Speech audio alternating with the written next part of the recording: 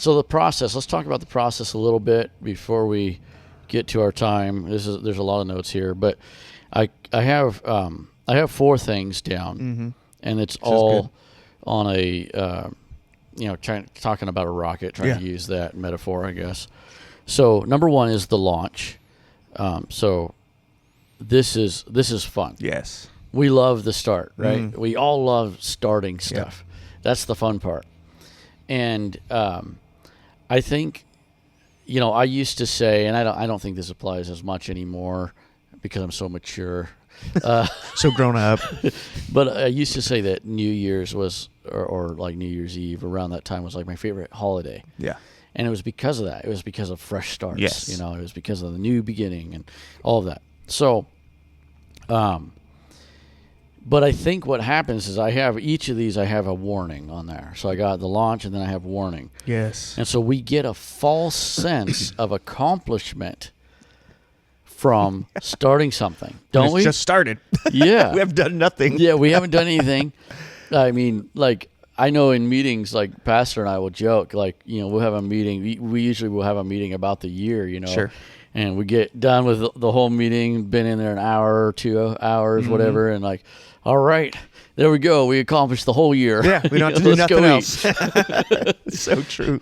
But it is true, though, and I've thought about this, and when we talk about starting something, it's like, I think, what do they call endorphins or something that go off in our brain. Yeah. It makes us feel good. It's Sure. like we feel like this false sense of accomplishment. Like, feel good about yourself. Here we go. Yeah, I'm going to do this. And so it's really, that's the fluff. There's nothing there. It's the whipped cream on top of the hot chocolate. We think about a marathon. You have all those people there cheering you on. Yeah. The gun goes off. Woo! You get a half a mile down the road and there's nobody there cheering you on. You're a bird. You're by yourself. Yeah. Yeah, exactly. So that's the warning, is we get a false sense of accomplishment from starting something, even though we haven't really done anything. All right, so number 2 is the liftoff. Mm-hmm. Day 2. Yes, day 2. And this is the, quote, real start. And this is where reality sets in, and this is where the real work begins. Yep. And so on this part of the process of building your momentum, you do have to start, but that's kind of the fun part, is making that decision. And again, going back to, it'll be another podcast, but about thrashing early, to coin Seth Godin's term. Yeah. But where you examine the decision from all angles, and then you finally, okay, this is what we're going to do. And so once you have decided that this is the path and this is the goal and this is where we're going, and now we got to start, making, have you ever, make those snowballs like for the bottom of the snowman or whatever. Yep. You start out with rolling it. It's like, it's tiny, it's this little thing. You start rolling it. It's all lopsided. It's not round. You got to work it. Mm-hmm. And so this is where that real work starts out. And so I have a warning on that one. And the warning is this is most often the quitting phase. Yeah. This is where people quit. Yeah. This applies in business. Sure. People, they get all excited. They finally get that loan or whatever. Yeah. They start that business, the restaurant, whatever it is.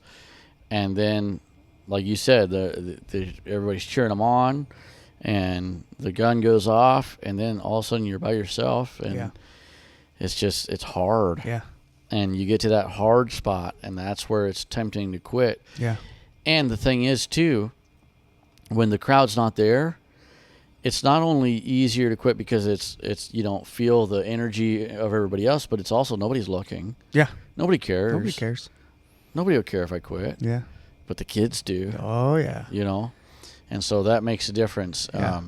And so when we, this is a Sunday school podcast, so when we're as Sunday school leaders looking for those new heights in our kids ministry, or even, dare I say, in our own, if we're making goals in our own spiritual walk, it makes a difference to those kids. They can't articulate it necessarily, but it makes a difference to those kids. And so when we get to that hard spot, that's where I talk so often about, you said something about results driven a moment ago. Mm-hmm. I talk so often, and we do, obviously we want results. Sure. So we do want to be driven in our goals by results. But I talk about this is what we do. Yeah. It's not about did somebody get the Holy Ghost today? We want them to, but we do everything. We do our part. Let God do his part. Right. So, What's funny on that, we can go all day on that, but that's another thing the pastor has always pushed into me because of my character. But he's like, your problem is you get so motivated and you get so excited about something, and then because you see others doing something, or you to sake of like a business or something, you see their business that has been successful, and you see the nice things, the nice car, the nice house, the seemingly the money just running out their ears. We all even though that might not be the case. But he's like, what you don't see are the hours upon hours upon hours of agony. And use the word agony. He's like, the agony of building something. It didn't happen overnight. Yes. You know. Yeah, I just heard somebody saying something about that. They were talking about money, and they were talking about being an entrepreneur. And they said most people that are second, third, fourth level in big companies make more money than most entrepreneurs. Sure.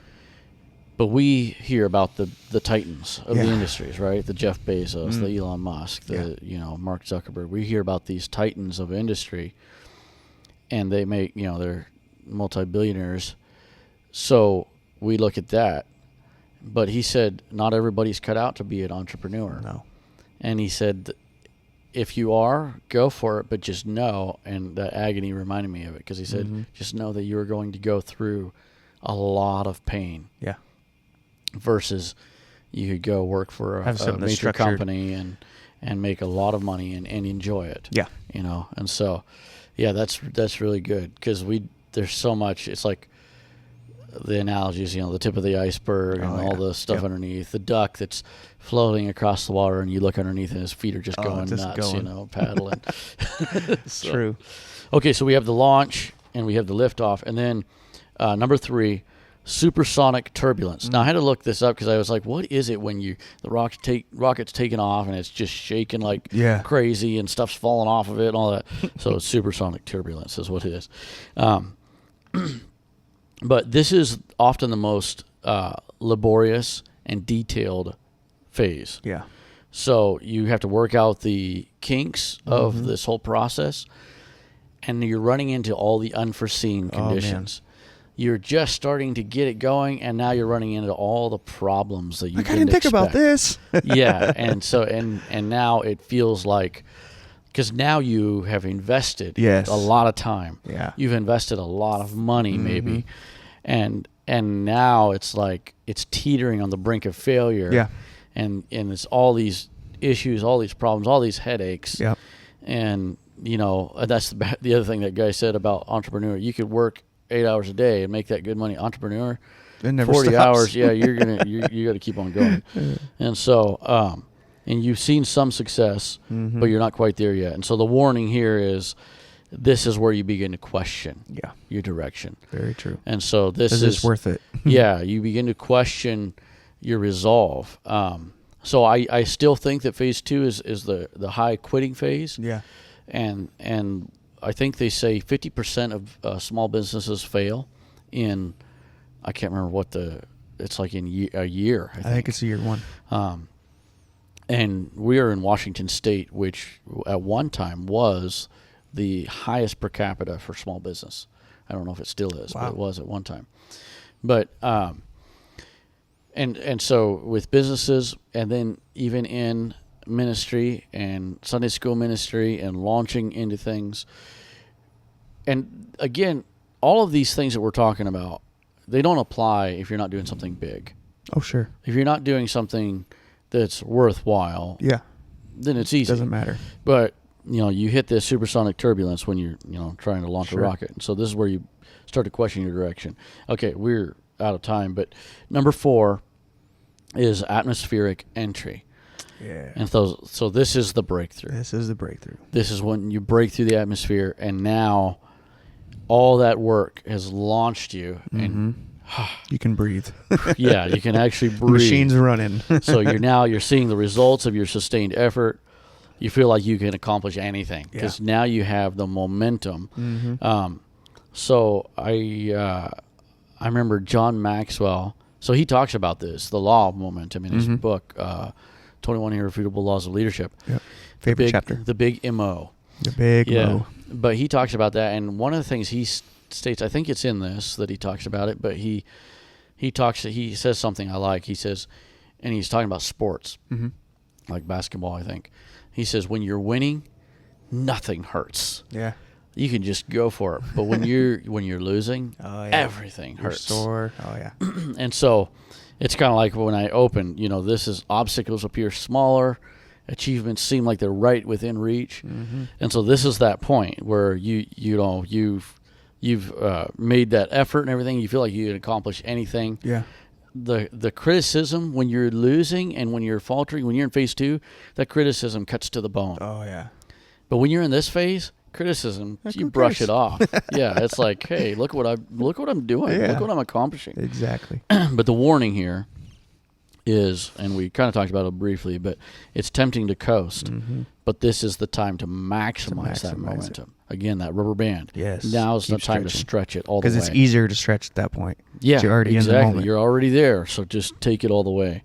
And then if you don't coast, it can be tempted to become distracted and try to take that newfound momentum off course. Yeah. You got to stay focused. Absolutely. So. Amen.